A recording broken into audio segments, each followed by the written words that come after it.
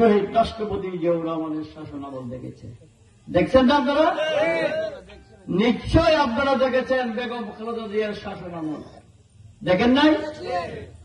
ইনশাআল্লাহ আপনারা যেভাবে আস্থা রেখেছিলেন শহীদ রাষ্ট্রপতি জিয়াউর রহমানের উপর, আপনারা যেভাবে আস্থা রেখেছেন বেগম খালেদা জিয়ার উপর, আপনারা যেভাবে আস্থা রেখেছেন গত 17 বছর আওয়ামী ফ্যাসিস্টদের সন্ত্রাস, নির্যাতন, অত্যাচার, নিপীড়িত, এহেন কোন অত্যাচার নাই আমাদের উপর করে নাই।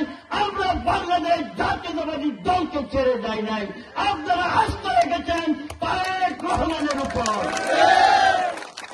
ইনশাআল্লাহ তারেক রহমান বাংলাদেশে আসবেন।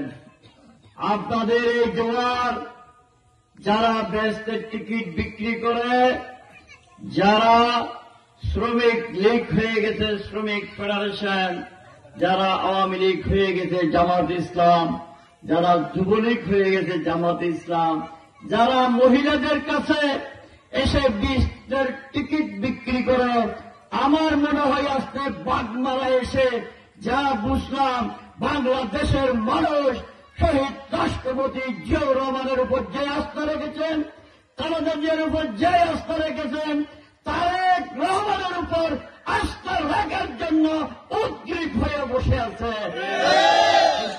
আমি দেখে গেলাম কি, আমি এই দেশে দেখে গেলাম না?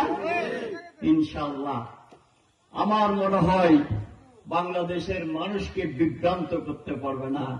আমরা যারা নেতাগিরি করে, আমরা যারা নেতাগিরি ভাবে, আমাদের নেতা ভাব, আমি তাদেরকে বলবো গ্রামে গ্রামে ছুটে যান, গ্রামের মানুষের ভাষা বুঝেন, গ্রামের মানুষের দুঃখ দুর্দশার কথা শুনেন, তখন বুঝতে পারবেন বাংলাদেশ জাতীয়তাবাদী দল শহীদ রাষ্ট্রপতি জিয়াউর রহমান যে দল প্রতিষ্ঠা করেছে, এই দলের প্রতি মানুষের যে ভালোবাসা এখনো পর্যন্ত আছে।